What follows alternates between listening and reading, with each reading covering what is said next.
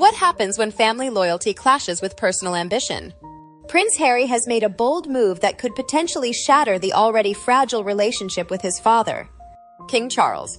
But here's the kicker. This isn't just a royal family dispute over titles or inheritance. No, it's about the timing of a global event that could overshadow one of the most significant milestones of the monarchy. In June 2027, the Invictus Games will land in Birmingham. But what's even more shocking, that date directly clashes with Queen Camilla's 80th birthday celebration. Was this timing intentional? Or just another example of Harry's apparent disregard for royal protocol? In this video, we'll dive deep into the impact of this decision, not just on Harry's relationship with his family, but on the Invictus Games themselves. Is Harry's push for these games truly for the veterans? Or is there something more personal at play? Stick around, because we'll be peeling back the layers of this royal controversy. And you won't want to miss it. But before we jump in, make sure to hit that like button. Share your thoughts in the comments. And subscribe to stay up to date with everything happening in the royal world. Let's dive in! Prince Harry has made a decision that could stir the pot even more with his already strained relationship with his father, King Charles. The timing of the 2027 Invictus Games is raising serious questions, and not just among royal watchers, but within the royal family itself. You might wonder, why does it matter? Why should we care about an event that is still 2 years away?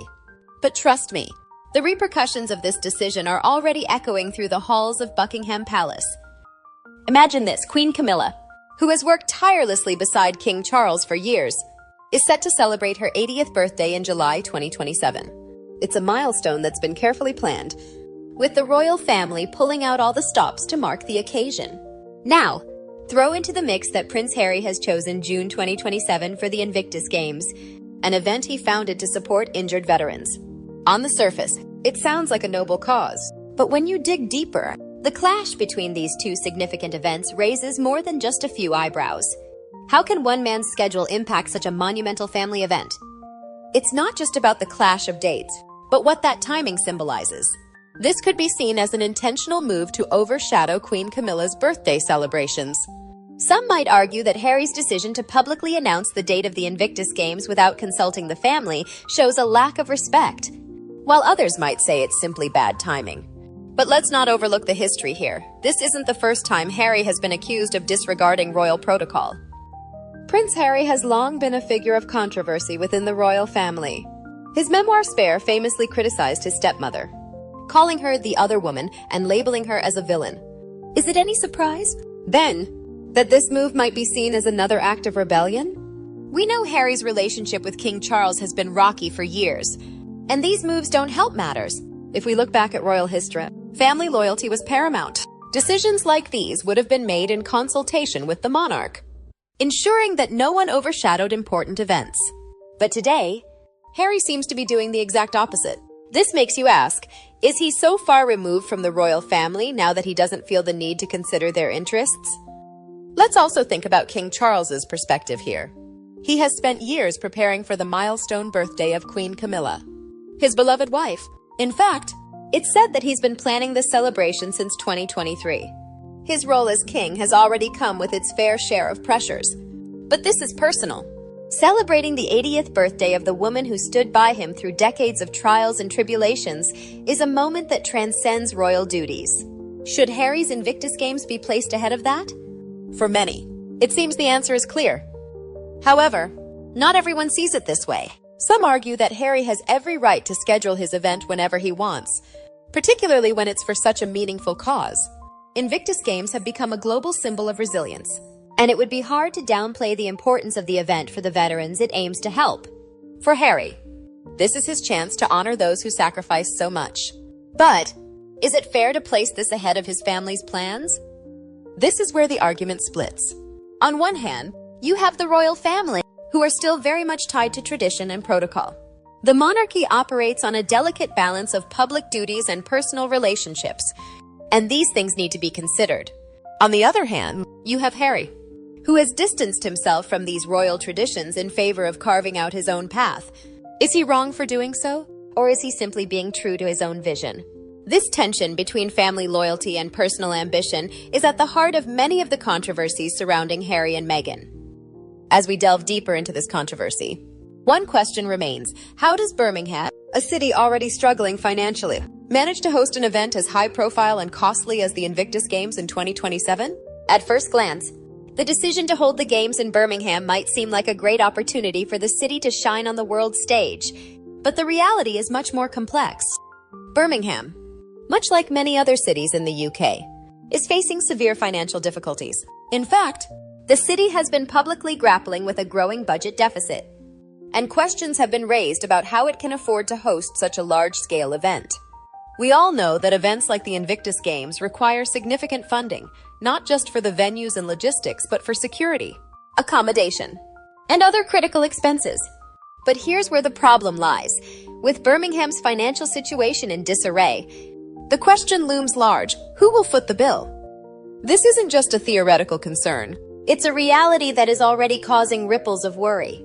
Birmingham has been struggling with financial mismanagement, and some experts fear that hosting the Invictus Games could stretch the city's resources even thinner.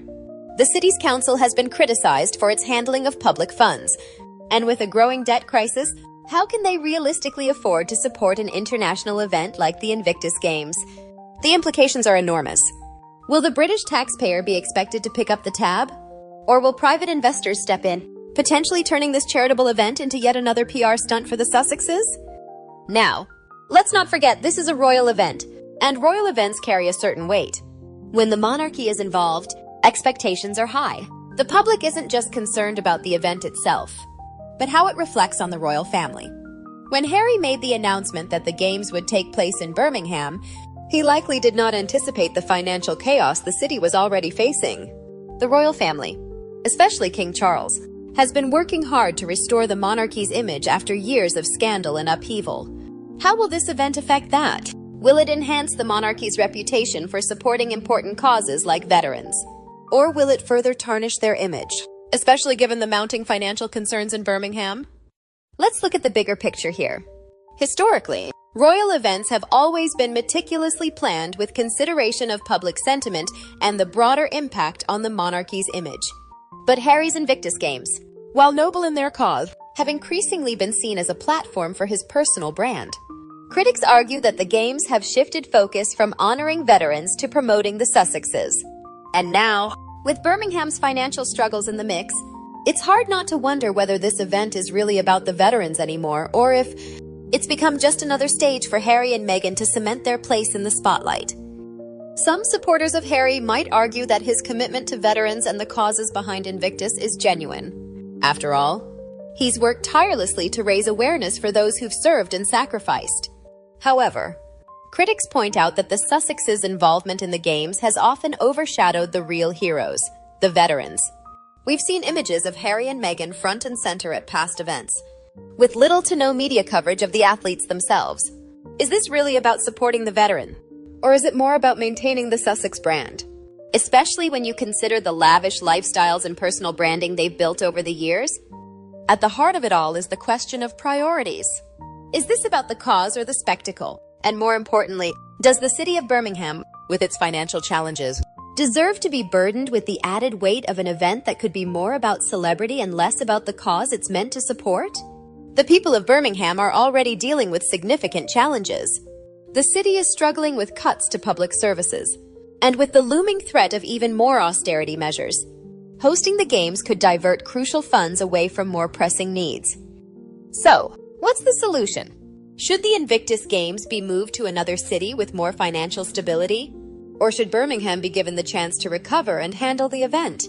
Some believe that the city's financial troubles should not stand in the way of hosting an important event like the Games, while others argue that it's simply irresponsible to host such a large event when the city can't even meet the basic needs of its citizens. As we move forward, there's another layer to this whole situation that can't be ignored: the ongoing security concerns that Harry has raised. These aren't just idle concerns. They have real-world implications that continue to affect the Sussexes, and in turn, influence everything they do, from public appearances to their decisions about major events like the Invictus Games. In a shocking legal battle last year, Prince Harry lost his challenge for taxpayer-funded police protection while in the UK. For those unfamiliar with the situation, public spending, and whether Harry's security needs are being met appropriately. But it's not just about legal battles. It's about the very real fear that Harry and his family, especially Meghan and their children, face when returning to the UK. We've all heard Harry speak about the dangers they face, especially with the intense media attention that follows them wherever they go. Harry has often said he feels unsafe in the UK, particularly for his wife, Meghan, and their children, Archie and Lilibet. With the intense scrutiny from the press and the ever-present paparazzi, it's hard not to sympathize with his concerns. After all, no one wants their family to be at risk. However, some people believe that Harry is simply using these security concerns as a way to avoid the difficult task of returning to the UK and facing his family. The irony here is undeniable. He's a man who is, on one hand, trying to do good in the world with the Invictus Games, but on the other hand, choosing not to return to the UK for fear of his safety. Some critics feel that this is a convenient excuse, suggesting that his absence from key family events, like Queen Camilla's birthday, might not just be because of security risk, but also due to a much deeper rift within the royal family. If we look back at royal history, security concerns were always present. But in the past, members of the royal family, no matter their personal issues, understood that their public duties came first. The royal family always knew that their position demanded certain sacrifices, whether it was dealing with personal disagreements or enduring public scrutiny. So why does it seem like Harry is taking a different approach? Is he distancing himself from royal responsibilities under the guise of security concerns? Or are these worries legitimate? Now, it's crucial to consider whether these security concerns might ultimately affect the Invictus Games in 2027. If Harry and Meghan are unable or unwilling to travel to Birmingham due to their fears about safety, what does that mean for the event? Is the Invictus Games still truly about the veterans, or will it become just another spectacle where the focus shifts to the Sussexes? Many people believe that the Games should remain a platform for the brave men and women who've sacrificed so much. But if Harry and Meghan's presence dominates the media narrative, as it often has in the past, will the focus be where it belongs? And here's the real question. Is this clash of priorities really necessary? Could the Sussexes have found a way to make the Invictus Games work without overshadowing the royal family's events? Could Harry have attended Queen Camilla's birthday celebrations and still carried out his duties for Invictus? Some might say it's a matter of finding balance and setting aside personal issues for the greater good of both the family and the cause. Now, this is where I need to hear from you. What's your take on Harry's security concerns? Do you think he's being genuine in his fears? Or is it a convenient excuse to avoid difficult situations? And more importantly, do you think these security concerns should overshadow the real purpose of the Invictus Games, which is to support veterans? Let me know your thoughts in the comments below. This issue isn't going away anytime soon, and your perspective is crucial. Stay tuned as we wrap up this discussion in the next part, where we'll dive into the long-term implications of Harry's actions and their effects on the royal family. As we reflect on the situation surrounding Prince Harry and the upcoming Invictus Games, one key question looms large. What does all of this mean for the long-term future of the royal family? The way Harry is positioning himself and the events he's choosing to prioritize seem to be reshaping how the public views both him and his relationship with the monarchy. And, perhaps more importantly, it raises the question of whether these growing tensions will ultimately have a lasting impact on the monarchy itself. Historically, the royal family has always been seen as a symbol of unity. The family, despite internal disagreement, has generally presented a united front when facing the public. It was part of their role, ensuring that their personal struggles didn't overshadow the crown. But with Harry's recent decisions, including the timing of the Invictus Games and his public battles over security, it seems as though the facade of unity is cracking. If Harry continues down this path with his own public agenda, how will this affect the monarchy's image? Consider, for example, the role of King Charles. When Charles ascended to the throne, he was stepping into a position that demanded a steady hand, particularly after the long reign of his mother, Queen Elizabeth II. The monarchy was already under scrutiny, and Charles has spent much of his reign trying to find a balance between modernizing the institution and respecting the traditions that have sustained it for centuries. But now, with Harry's actions increasingly pushing the boundaries of what's considered acceptable within the royal family, we must ask, how long will the public continue to tolerate this level of discord? If we compare this situation to past royal crises, One cannot help but think of Princess Diana's turbulent relationship with the royal family. Back then, the tensions between Diana and the rest of the family were well documented, but they were largely contained behind closed doors.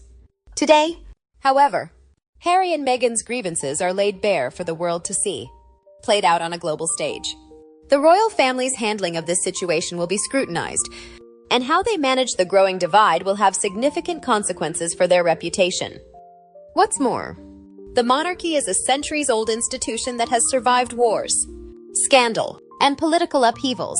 But in today's age, where information is shared instantly and every move is captured on social media, the monarchy's ability to maintain its mystique is more fragile than ever. Is Harry's public stance weakening the family's role, or is it simply a matter of modernizing the royal family for today's audience? Some argue that Harry's actions, though controversial, might be exactly what the royal family needs. After all, Harry is seen by many as a breath of fresh air, someone unafraid to challenge tradition and speak his mind. As we wrap up today's discussion, one thing is certain: the tension between Prince Harry, his family, and the monarchy is only deepening. Whether it's the timing of the Invictus Games clashing with Queen Camilla's milestone birthday, Harry's ongoing security concern, or the growing public divide, it's clear that the future of the royal family is at a crossroads. The decisions Harry makes in the coming months will undoubtedly shape not only his relationship with the royal family, but the public's perception of the monarchy itself. But here's the real question: can the royal family recover from these growing rifts? Or are we witnessing the beginning of a new era for the British monarchy, one that's more fragmented, less unified, and perhaps more vulnerable than ever? Will Harry and Meghan's vision for the future clash permanently with the monarchy's traditional role? Or can they find common ground? And what does this all mean for the future of the royal family's public image? I'd love to hear your thoughts. Do you think Harry's actions are damaging to the royal family? Or is he simply challenging outdated traditions that need to evolve? How do you think the monarchy will handle this ongoing tension? Share your views in the comments below. Let's get a discussion going. If you enjoyed today's analysis and want to stay updated on all things royal, make sure to hit that subscribe button. Join us on Kate Middleton and the Queen for more in-depth commentary, breaking news, and royal insights. Don't forget to like and share this video with anyone who loves keeping up with the royal family. Your voice matters, so let's keep the conversation going.